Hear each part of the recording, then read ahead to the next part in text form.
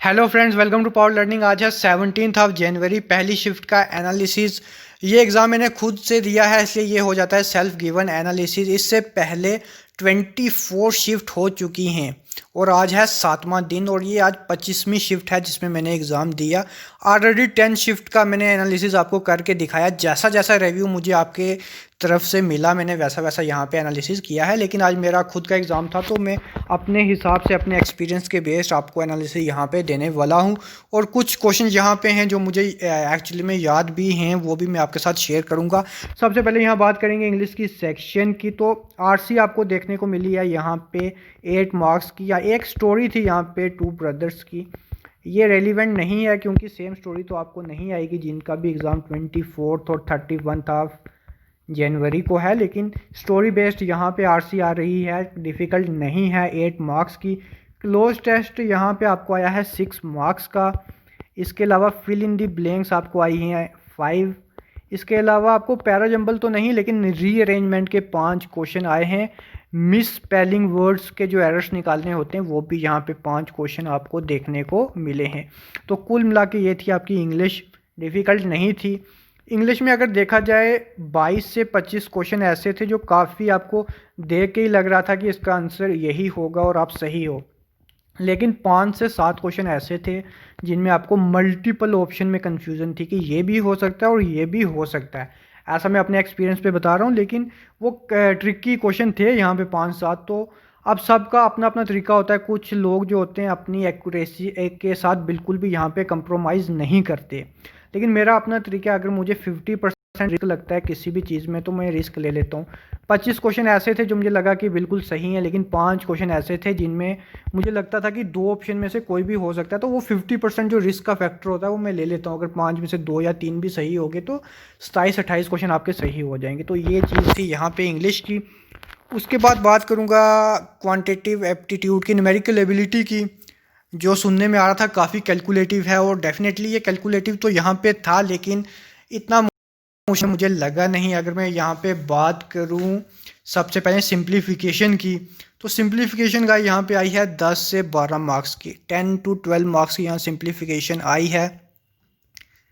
जैसे ही मैंने numerical ability की सेक्शन खोली सबसे पहले अर्थमेटिक मुझे शो हुआ। तो जैसे कि मैं आपको बताता हूँ कि अर्थमेटिक पे टाइम वेस्ट होता है, इसको स्टार्टिंग में नहीं करते, तो मैंने खुद भी वो नहीं किया, प्रीफर नहीं किया और मैं सीधा सिंप्लीफिकेशन पे मैंने जंप किया जैसे ही सेक्शन स्टार्ट हुई। पहला क्वेश्चन जो सिंप्लीफिकेशन का आया जो मुझे याद है, 88 divided by 8 divided by 0.4, that's it. यही क्वेश्चन था और आपको इसका आंसर बताना था। तो ये आई डोंट थिंक कि इसको आपको 20 सेकंड से ज़्यादा लगने चाहिए। काफ़ी इजी क्वेश्चन यहाँ पे देखने को मिले हैं सिंप्लीफिकेशन में। मतलब अगर मैं लास्ट ईयर के कंपैरिजन करूँ 2019 में जो एग्ज़ाम हुआ है उससे, तो मैं डेफिनेटली कहूँगा कि 30% लेवल ऊपर है यहाँ पे न्यूमेरिकल एबिलिटी का। लेकिन मतलब डूएबल है। अगर आप यहाँ पे देखोगे 88 डिवाइडेड बाई 8 करोगे 11, आपको 11 को ही बेसिकली 0.4 से डिवाइड करना है। तो 11 को आप 110 सोचो और 0.4 को आप 4 सोचो, 110 को आपको 4 से डिवाइड करना है। 110 का आधा 55 और 55 का आधा 27.5। तो ऑप्शन में सामने आपको दिख रहा था कि 27.5 यहाँ पे दिया गया था। तो काफ़ी इसी टाइप के क्वेश्चन यहाँ पे देखने को मिले। कुछ यहाँ पे आपको मिक्स्ड फ्रैक्शन में भी देखने को मिले। एक क्वेश्चन का आंसर आपका आ रहा था 7/6, लेकिन ऑप्शन में आपको दिया गया था 1/6। तो ये चीज़ें थी, थोड़ा सा आपको दिमाग लगाना था, लेकिन डिफ़िकल्ट नहीं था।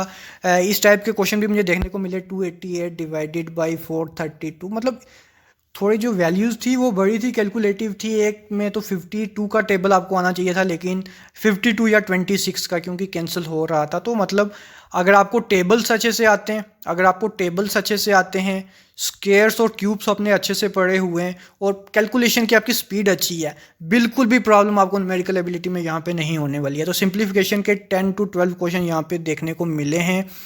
इसके अलावा गाइस बात करें नंबर सीरीज़, यहाँ पे जो मुझे आई है वो है रॉन्ग नंबर सीरीज़। 5 क्वेश्चन थे, चाहे वो रॉन्ग नंबर सीरीज़ है लेकिन बहुत इजी क्वेश्चन थे। 5 क्वेश्चन जो थे रॉन्ग नंबर सीरीज़ के काफ़ी इजी थे। मैं आपको बताता हूँ। एक क्वेश्चन था जिसका पैटर्न था into 0.5 plus 0.5 into 1 plus 1 into 1.5 plus 1.5। फिर एक ऑप्शन आता था उसमें होना चाहिए था इंटू 2+2, लेकिन वो नहीं बन रहा था तो वो गलत हो गया था। तो एक क्वेश्चन आपको मैं ये बता रहा हूँ। इसके अलावा जो मैं सेकंड क्वेश्चन आपको रॉन्ग नंबर सीरीज का बता रहा हूँ वो ये है कि आप जब कुछ नंबर्स दिए गए थे उनका जो डिफरेंस था वो पता कैसे बन रहा था, 8, 27, 64, 124। तो आपको दिख रहा है ये 2 का क्यूब है, ये 3 का क्यूब है, ये 4 का क्यूब है, इसको 5 का क्यूब होना चाहिए, लेकिन ये एक कम है इससे। तो इसके जो सामने जो नंबर है वो यहाँ पे गलत हो जाना था, ये एक था। इसके अलावा एक क्वेश्चन और था यहाँ पे नंबर सीरीज़ का जिसका जो डिफरेंस था वो बन रहा था 4, 16, 36, 64, 110। तो आप देख सकते हो ये 2 का स्केयर है, ये 4 का है, ये 6 का है, ये 8 का है, फिर 10 का स्केयर आना चाहिए था यानी 100। तो ये यहाँ पे गलत हो रहा था। तो कुल मिला के काफ़ी, मैं नहीं कहूँगा कि डिफ़िकल्ट पेपर था, काफ़ी इजी। आप 5 नंबर सीरीज़ के क्वेश्चन आप 3 मिनट में कर सकते थे। सिंप्लीफिकेशन के अगर 12 क्वेश्चन है 6 मिनट से ज़्यादा नहीं लग सकते अगर आपने टेबल स्केयर्स क्यूब्स अच्छे से याद किए हुए हैं। इसके अलावा गाइस बात करूँगा मैं डाटा इंटरप्रिटेशन की। डाटा इंटरप्रिटेशन का एक सेट आया था यहाँ पे, बार ग्राफ था, जिसके क्वेश्चन बेसिकली 5 नहीं थे, 7 से 8 क्वेश्चन थे इसके। और मतलब उसमें रेशो भी यूज़ किया गया था, उसमें बता दिया गया था कि इसको अगर हम 20% इंक्रीज़ करें, उसको डिक्रीज़ करें तो कितना रेशो बनेगा। तो मतलब काफ़ी इजी क्वेश्चन थे और मतलब ग्राफ भी एक ही 1 लाइन का ग्राफ था, तो काफ़ी मतलब ईज़िली आप DI यहाँ पे कर सकते थे। इसके अलावा अगर बात की जाए गाइस तो केसलेट मुझे यहाँ पे नहीं आया है, ना ही यहाँ पे क्वाड्रेटिक इक्वेशन आई है और ना ही केसलेट आया है। इसके अलावा जो भी क्वेश्चन यहाँ पे आपको देखने को मिले हैं वो यहाँ पे मिले हैं अर्थमेटिक के, लगभग 12-13 क्वेश्चन यहाँ पे आपको अर्थमेटिक के देखने को मिले हैं। यहाँ पे वर्क एंड टाइम से क्वेश्चन नहीं आया, टाइम एंड डिस्टेंस से क्वेश्चन आया है यहाँ पे एक। इसके अलावा प्रोबेबिलिटी से क्वेश्चन नहीं आया, परमुटेशन कम्बिनेशन से नहीं आया, पार्टनरशिप से यहाँ पे एक क्वेश्चन आया है, मेंसुरेशन से भी एक क्वेश्चन आया है, मिक्सचर एलिगेशन से भी एक क्वेश्चन आया है, कंपाउंड इंटरेस्ट और सिंपल इंटरेस्ट से एक क्वेश्चन आया है, प्रॉफिट लॉस से आप लगभग लगा सकते हो कि 2 से 3 क्वेश्चन आए हैं, क्योंकि पार्टनरशिप का भी यहाँ पे एक क्वेश्चन यहाँ पे देखने को मिला है। तो ये था गाइस मैथ की सेक्शन। इसमें कुछ क्वेश्चन जो मुझे याद है मैं आपको यहाँ पे बताऊँगा। एक क्वेश्चन यहाँ पे था कि एक बस के बारे में आपको बता दिया गया था, एक बस जो कि 4 घंटे तक 4 आवर्स तक ट्रैवल करती है 50 की स्पीड से, 50 की स्पीड से 50 kmph। तो यहाँ से तो एक चीज़ क्लियर है कि उसने 4 घंटे में 200 किलोमीटर कवर किया होगा, 200 किलोमीटर कवर किया होगा, क्योंकि 50 की स्पीड है और 4 आवर तक उसने ट्रैवल किया है। फिर उसने बताया होगा कि अगर उसको सेम डिस्टेंस 1/3 आवर में ट्रैवल करना है तो उसकी स्पीड कितनी होनी चाहिए। तो बेसिकली यही क्वेश्चन था। तो सेम डिस्टेंस की बात की गई है तो आपको 200 रखना था ऊपर और डिवाइड करना था 1/3 से, यानी 4/3 से। तो ये आपका आंसर है।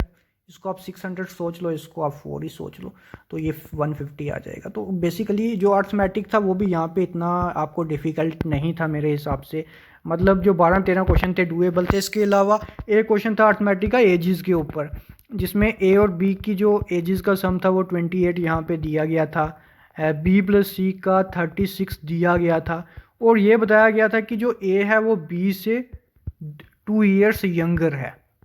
ए जो बी से है वो 2 ईयर्स यंगर है, तो आपको सी की एज बतानी है। तो डेफिनेटली आप ये वैल्यू यहाँ पे पुट करोगे, बी की वैल्यू आ जाएगी, और वो यहाँ पे पुट करोगे तो सी की आ जाएगी।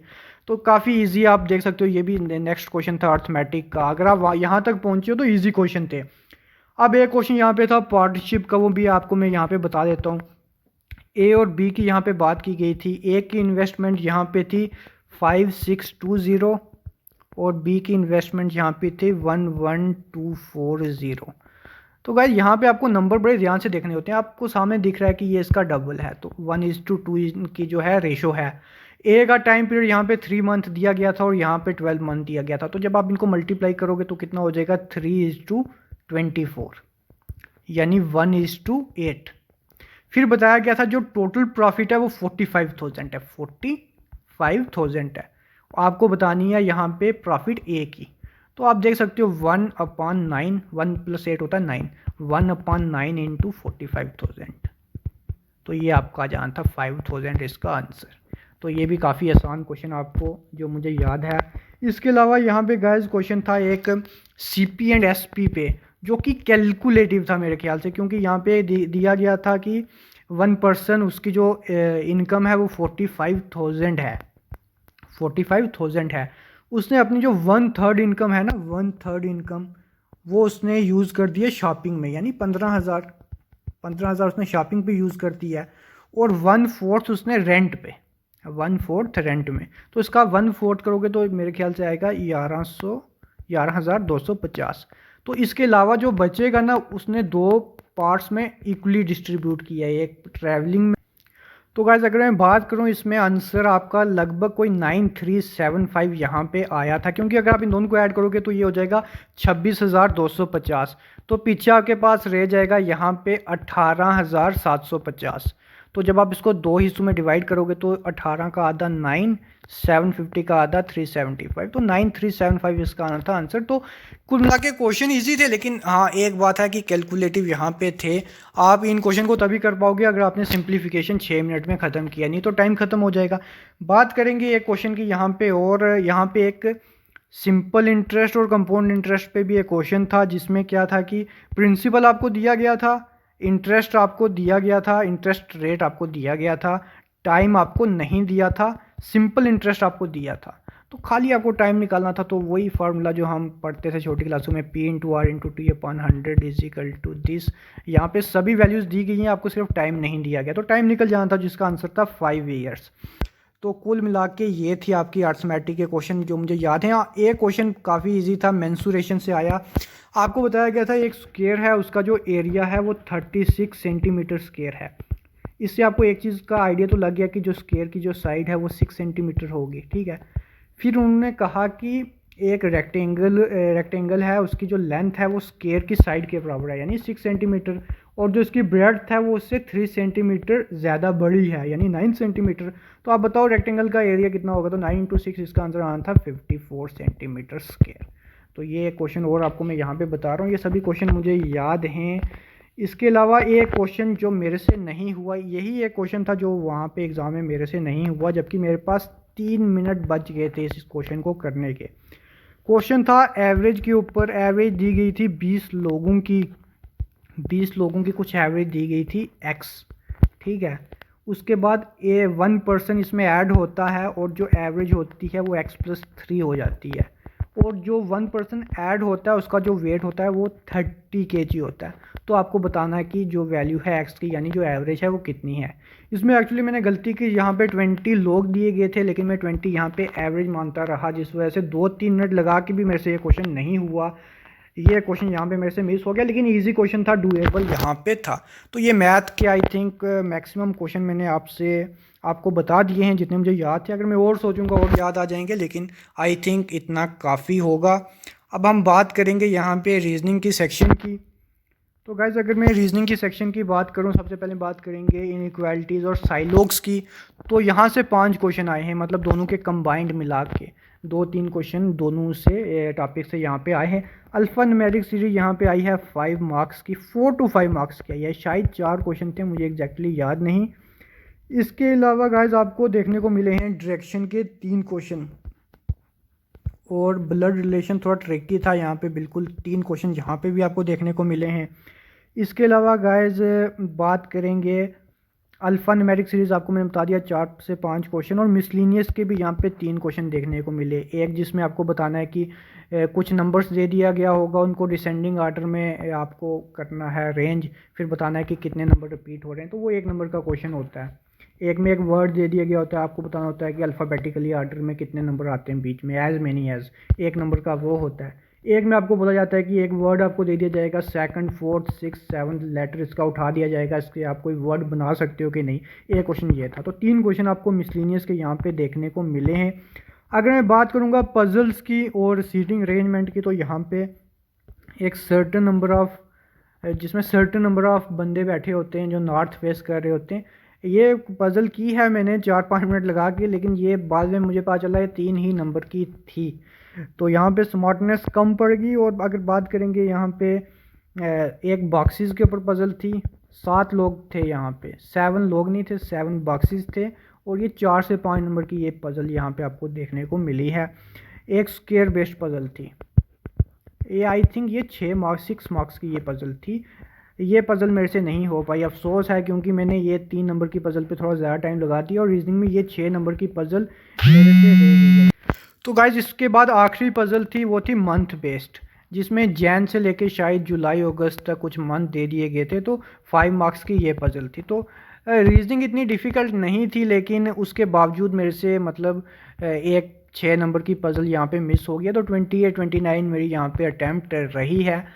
लेकिन अगर मैं ओवरऑल यहाँ पे रिव्यू करूँ रीजनिंग का, क्वांट का और इंग्लिश का, पेपर इजी था, डूएबल था। 75 की जो अटैम्प्ट है पेपर के लेवल को देखते हुए मैं बोलूँगा बहुत अच्छी अटैम्प्ट यहाँ पे रहने वाली है। लास्ट ईयर का कंपैरिजन अगर करें, लास्ट ईयर मैंने भी पेपर दिया था 2019 में, वो पेपर बहुत ज़्यादा इजी था। और ये जो पेपर है मैं डेफिनेटली कह सकता हूँ 25% लेवल इंक्रीज़ हुआ है इस पेपर का, क्योंकि लास्ट ईयर जितने मैंने अटैम्प्ट किए थे एग्ज़ाम में बैंकिंग एसोसिएट के, इस बार उससे 3 अटैम्प्ट मेरी कम रही है। तो जबकि तैयारी उससे डबल ही होगी आई थिंक, लेकिन अटैम्प्ट कम रही है, जिसका मतलब ये है कि पेपर का लेवल डेफिनेटली थोड़ा सा यहाँ पे उन्होंने रेज़ किया है। लेकिन वही बात है, अगर 70 से 75 के बीच आपकी अटैम्प्ट रहती है तो काफ़ी अच्छी अटैम्प्ट रहेगी। आपको एक चीज़ का और भी ध्यान रखना है कि वेटिंग लिस्ट भी यहाँ पे आएगी, क्योंकि लगभग 250 बच्चा पीओ की तरफ भी जाएगा, कुछ पंचायत की तरफ जाएंगे, कुछ बाकी आईपीएस के एग्ज़ाम की तरफ जाएंगे। तो हो सकता है कि नियर अबाउट 400 स्टूडेंट की आपको वेटिंग लिस्ट देखने को मिले। तो जो कट ऑफ में लाइन नहीं करेंगे उनके लिए भी बहुत अच्छा चांस है जो कट ऑफ के बिल्कुल पास रहेंगे। तो यहाँ पे टेंशन लेने की ज़रूरत नहीं है। मैं गुड लक विश करूँगा जिनका एग्ज़ाम 24 और 31 को है। जिनका अभी एग्ज़ाम है उनको अभी कोई वीडियो नहीं देखनी चाहिए, वो प्रेशर लेने की बात होती है। तो गाइस यही था इस वीडियो में।